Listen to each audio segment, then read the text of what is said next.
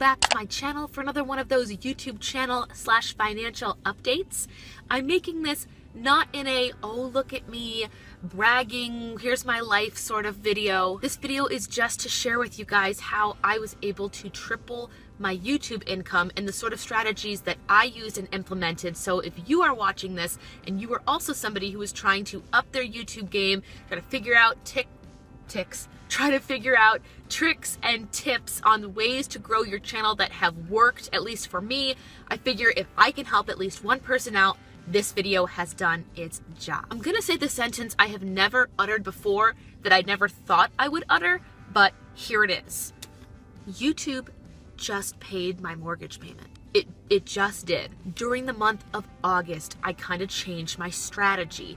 I decided mid to late July that I was gonna upload a video every single day, Monday through Friday. And each Monday was gonna be a specific theme, Tuesday was gonna be a theme, Wednesday, Thursday, Friday.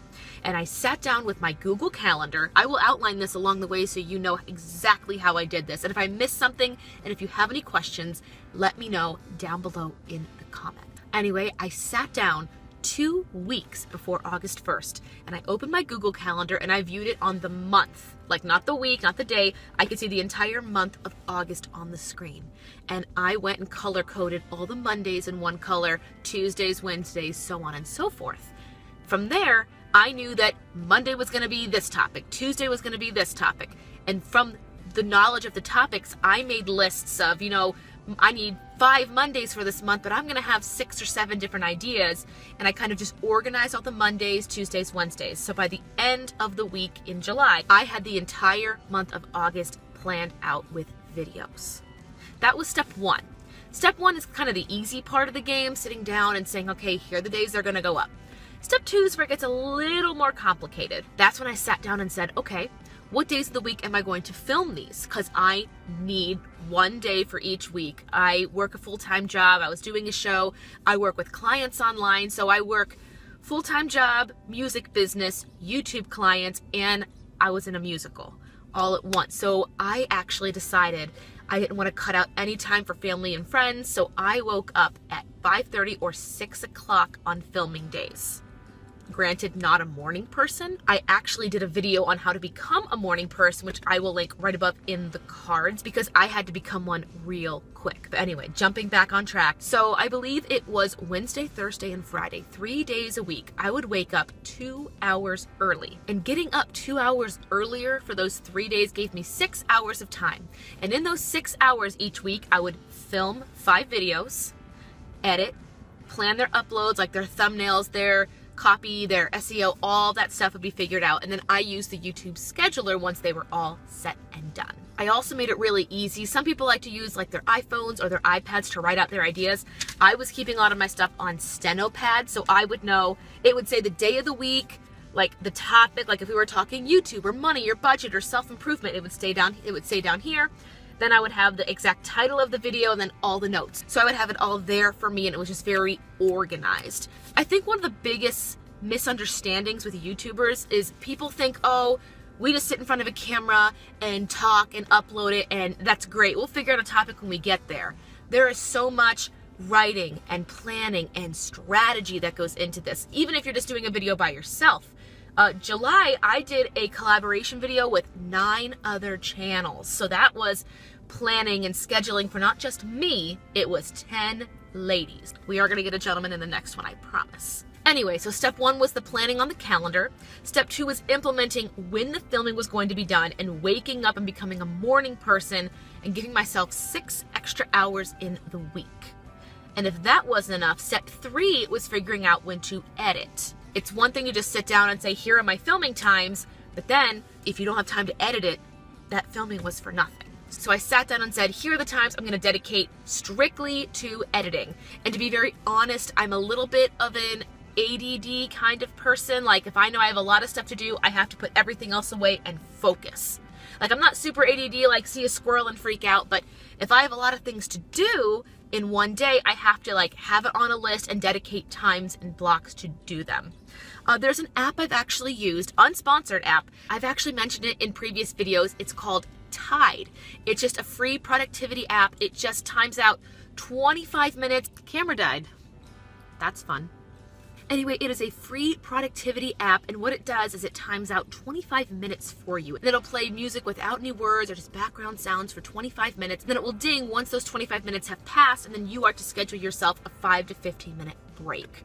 What I like to do is I'll make a list and I'll say, okay, in this 25 minutes, I'm gonna focus on getting A done. Once everything on list A is done, I can start the break early. Or if the timer goes off and list A isn't done, I will go back and finish it once I take that 15-minute break. If you guys do want to try Tide, I will have it linked down below if you want to just look it up. It's free in the App Store, and it just really helps me keep focused. Then once the planning, the filming, the editing is all done, then the fun part of just uploading it and then scheduling and designing the thumbnail and when it's going to go up, all that stuff kind of took place afterwards. And finally, after all that work was done, I did everything I could to optimize views on those videos. I feel like I'm mentioning previous videos in this one, but if you missed my how to optimize your YouTube views and get more views to your channel, I'll link it up here only because I don't want to have to re-emphasize all those things, and that video was just very focused on it. But I wanted to try and get as many eyeballs on my videos in the first 24 to 48 hours because that's what helps it show up in search